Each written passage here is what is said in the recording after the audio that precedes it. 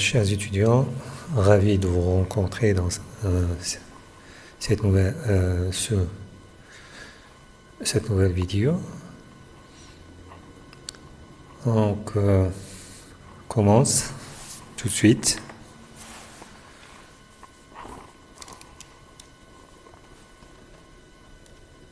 Considère les suites AN et BN définies par AN égale à cos pi sur 2 au carré multiplié jusqu'à cos pi sur 2 à la puissance n, et Bn est égal à n cos pi divisé par 2 à la puissance n.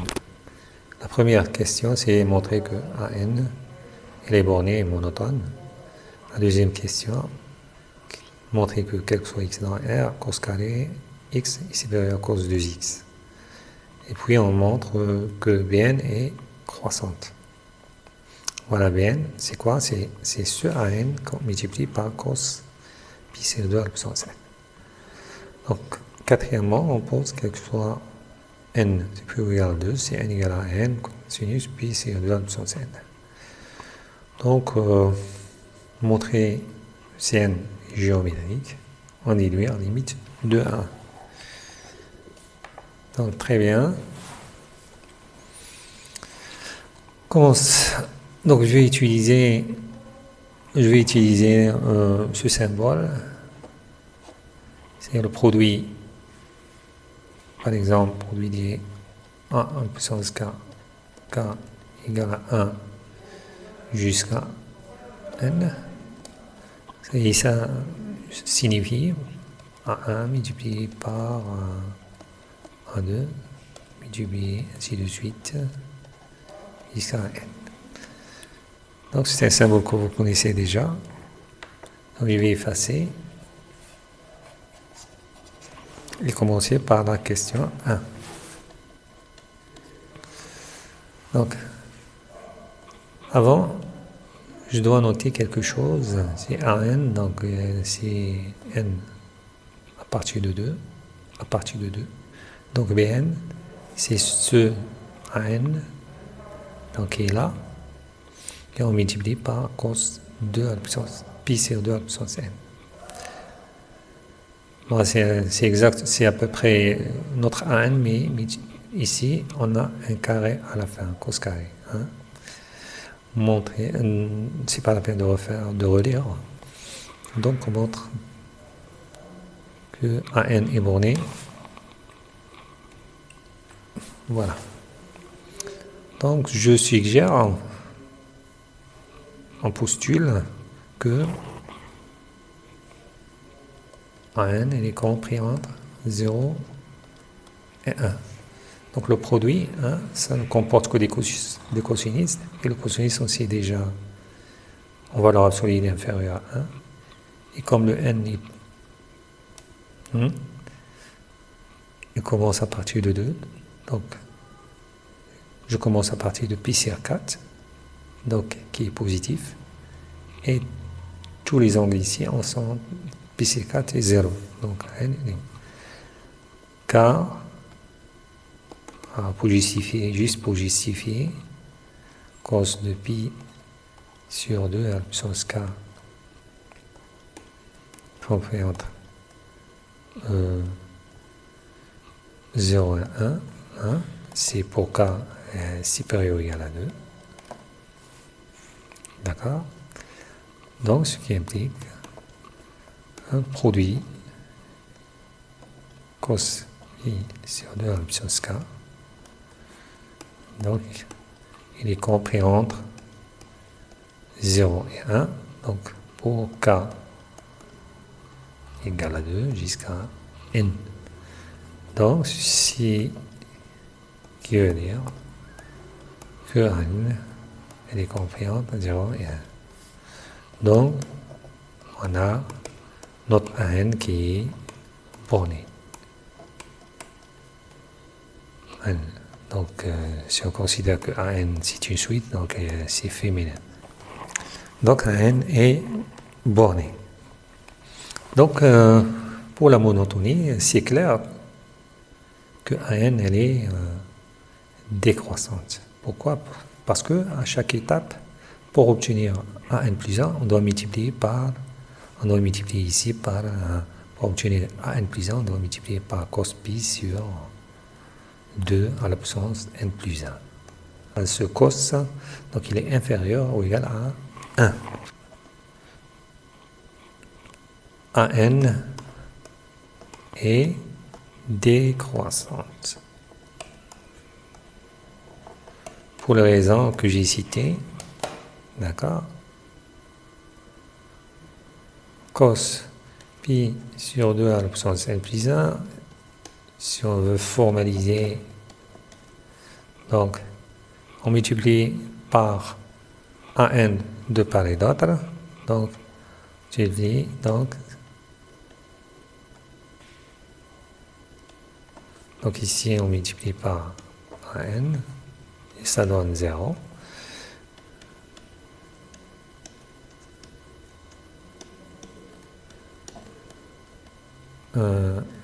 Un multiplié par un n. Bon, je fais ces explications parce que je m'adresse à des lycéens, donc pour les étudiants du supérieur maths sup, on fait pas ça. Donc ça donne an plus 1, donc an plus 1, an. Donc ce qui veut dire que n est décroissante. Elle est décroissante. Elle est décroissante. Donc je vais faire ça, signifie décroissante, pour gagner du temps. Voilà. Bon. Donc on sait déjà la fameuse formule.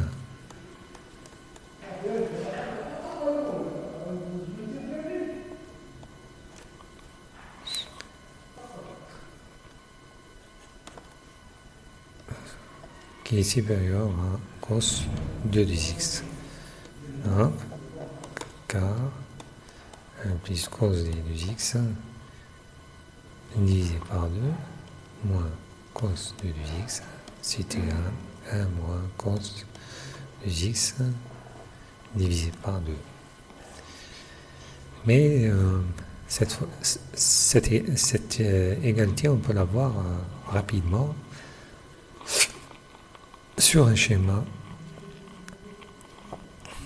Donc si on suppose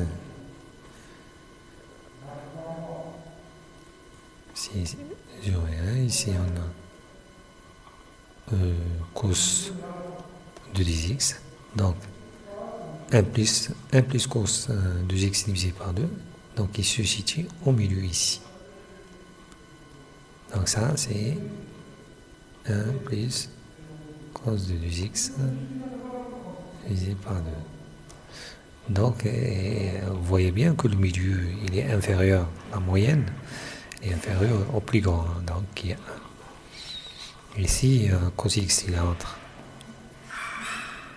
Sur cos de 2x il est 1, donc raison de plus, donc 1 plus cos de 2x il devrait être ici.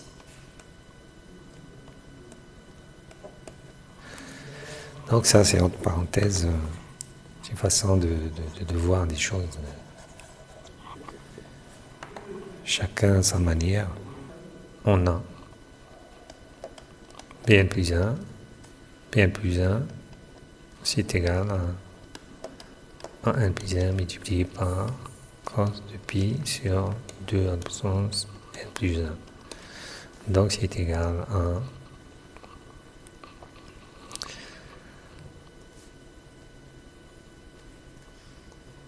à n multiplié par cos de pi sur 2 à la puissance n plus 1 multiplié par, donc ça c'est quoi? Ça c'est an multiplié par cos de pi sur 2 à la puissance n plus 1. Donc c'est égal à n cos carré de pi sur 2 à la puissance n plus 1. Donc, d'après d'après la question précédente ici, donc c'est supérieur à n cos de 2 fois pi sur, rien que pour montrer. Donc ici, Bn plus 1, donc Bn plus 1, elle est supérieure, et ça, à n, d'après la question précédente, ça, et c'est supérieur à n multiplié par, ça c'est égal, cos de pi sur 2 à la puissance n.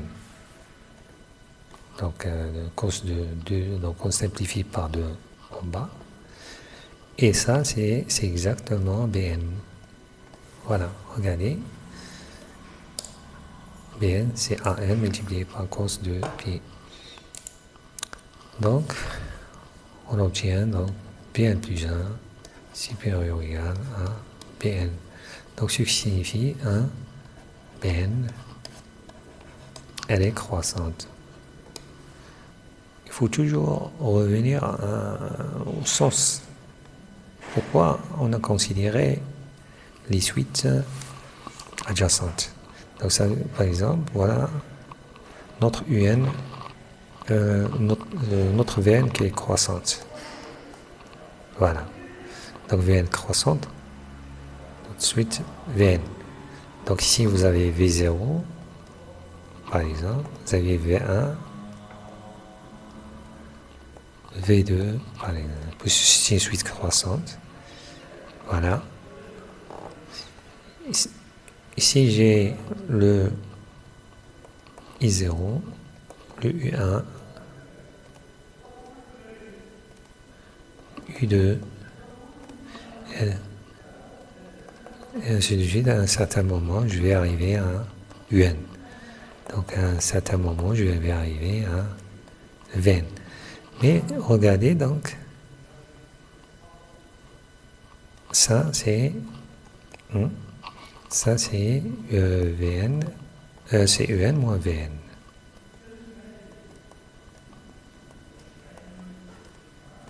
Donc ça c'est Un moins Vn, c'est cette distance entre Un et Vn. Cette distance, et d'après ici, elle tend vers 0, c'est-à-dire au fur et à mesure, Vn et N sont proches l'une de l'autre. Au fur et à mesure, ils sont proches l'une de l'autre, mais toujours, il reste toujours UN, elle est inférieure à Vn. D'accord? Est-ce que vous voyez ça? Parce que sinon, si UN, UN elle est située là et Vn elle est située là, donc UN va continuer à décroître et UN va continuer à croître, et la limite ne serait pas 0. D'accord? C'est un peu comment on voit les choses dans notre esprit, voilà. Voilà. Donc maintenant, il suffit de montrer que An moins Bn tend vers 0. Donc on va écrire le An moins Bn est égal à An moins An cos de pi sur 2n, 2 à la puissance n, est égal à n facteur de 1 moins cos de pi sur 2 à la puissance n. Voilà. Donc notre objectif, c'est de démontrer que An moins Bn tend vers 0. Donc, il faut regarder ici et analyser les choses. Donc, quelle information j'ai sur le An? Donc, le An, il est borné. C'est une bonne chose. An, il est borné. Voilà. Qu'est-ce que j'ai sur le cos le cos pi sur 2 à la puissance n. Pi sur 2 à la puissance n, ça tend vers 0. Donc le cos de 0, c'est 1. Donc ça tend vers 1. Et donc ça tend vers 0. Hein, ça tend vers 0 plus. 0 plus ou 0 moins, c'est pas un problème pour nous pour le moment. Donc un n qui est borné et un terme qui tend vers 0. Donc le produit va tendre vers 0. Donc je vais formaliser. On a an 1 moins cos pi sur 2 à la puissance n. Ça, c'est inférieur, puisque an il est inférieur à 1. 1 moins cos pi sur 2 à la puissance n. Car an, ça, c'est aussi inférieur à 0, puisque an est positif. Ça, c'est positif, et ça, c'est positif, puisque cos il est inférieur à 1. Puisque an est inférieur à 1. Et aussi, elle est supérieure à 0. D'accord? Donc, par passage à la limite,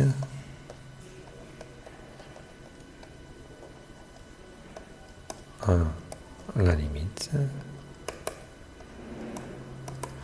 Donc ici, donc, la limite de ça, c'est 0. Donc, on obtient, par passage à la limite, on a 0, y compris entre limite n 1 moins cos pi sur 2 à la puissance n, limite 1 moins cos pi sur 2 à la puissance n. Donc cette limite c'est 0. N'oublions pas que ça c'est an moins bn. Donc on obtient donc limite n moins bn en n tend vers plus l'infini, ça c'est égal à 0. Donc c'est an et bn sont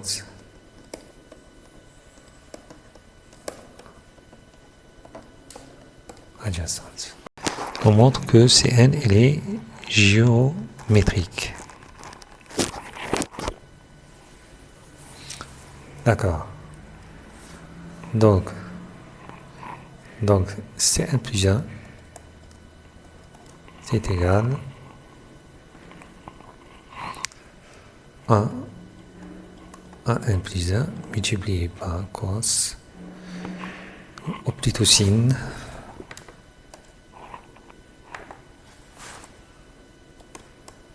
puis sur 2 à la puissance n plus 1.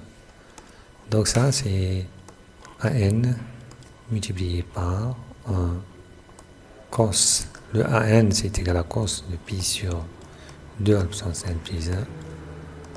Ça c'est an plus 1 qui est entre parenthèses, c'est an plus 1. Donc, multiplié par sinus de pi sur 2 à la puissance n plus 1. Donc c'est égal à an multiplié par cos de pi sur 2 à la puissance n plus 1 multiplié par sinus de pi sur 2 à la puissance n plus 1. Donc c'est égal à an multiplié par. Et donc ça c'est une formule qui est très connue. Donc on a cos de x sinus x. Si on multiplie par 2, ça c'est égal à sinus de 2x. Donc ça c'est égal à sinus de 2 fois pi sur 2 à la puissance n plus 1. D'accord? Mais divisé par 2. Parce que ici on a que le cos, donc multiplié par n demi. Donc égal à n multiplié par sinus. Donc on simplifie par 2. Multiplié par n demi. Et AN multiplié par sinus pi sur la puissance n, ça c'est égal à, donc c'est égal à n demi, donc sur n demi multiplié, ça c'est Cn. Ah, d'accord, ça c'est Cn, donc c'est n demi Cn. Donc à la fin on obtient Cn plus 1 égale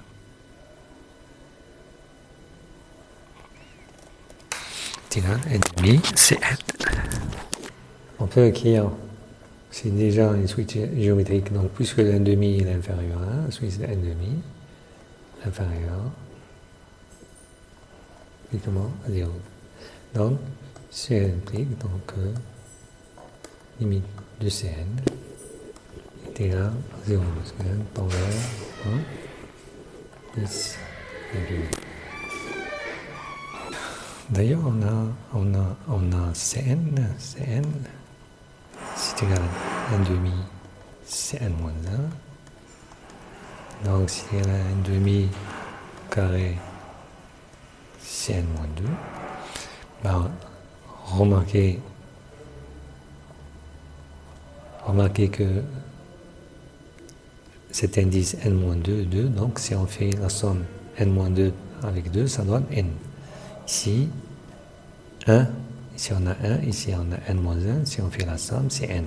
C'est une manière pour... Donc, ici, on ne sait pas quel est l'indice, mais on veut arriver jusqu'à 2, puisque on a les suites sont définies à partir de 2, donc c'est C2.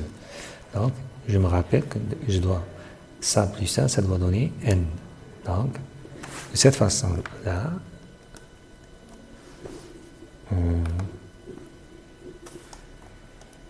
donc je dois avoir n-2. Voilà, pour avoir n-2 plus 2, ça donne n. Mais c'est quoi C2? C'est n demi.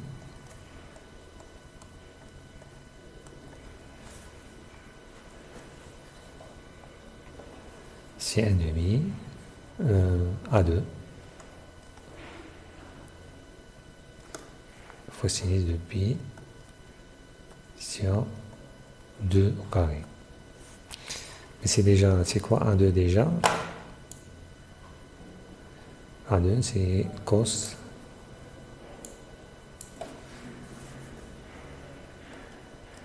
donc c'est égal à n demi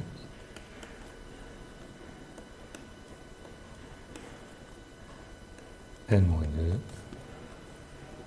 A2 c'est cos de pi sur 2 carré fois sinus de pi sur 2 au carré. Donc pi sur 2 c'est pi sur 4. Donc c'est égal à n demi absence n-2 cos pi sur 4 multiplié par sinus de pi sur 4, donc c'est 1 sur racine de 2 multiplié par sinus de pi sur 4, c'est 1 sur racine de 2. Donc finalement j'ai le Cn qui est égal à 1 sur 2 à la puissance n-1.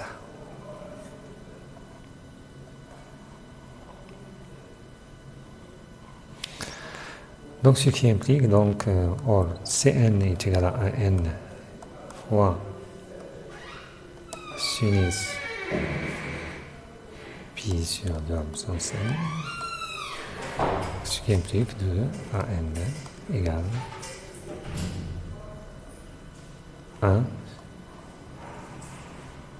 sur 2 absence n moins 1 qui multiplie 1 sur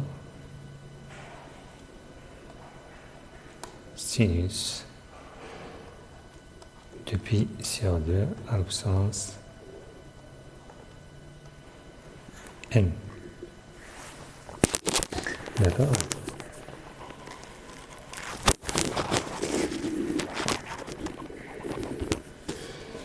Donc ça, on peut l'écrire.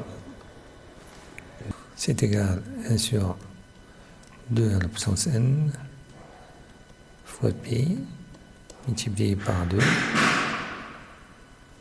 divisé par sinus de pi sur 2 à la puissance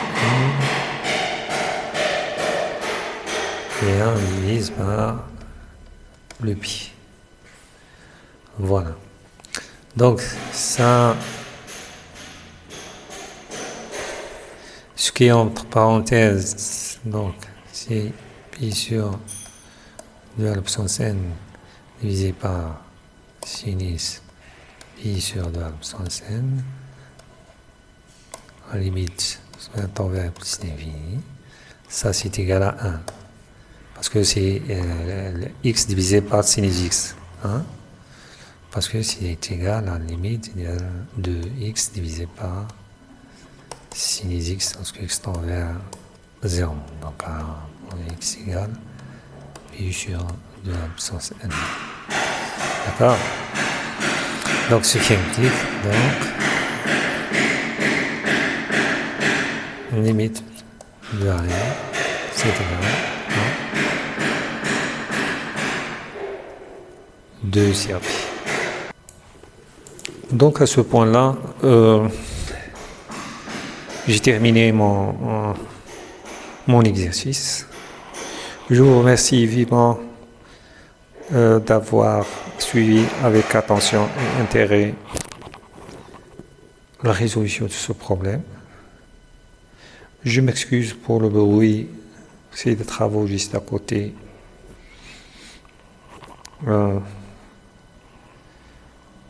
Et à la prochaine dans une nouvelle vidéo et un nouvel exercice. Au revoir.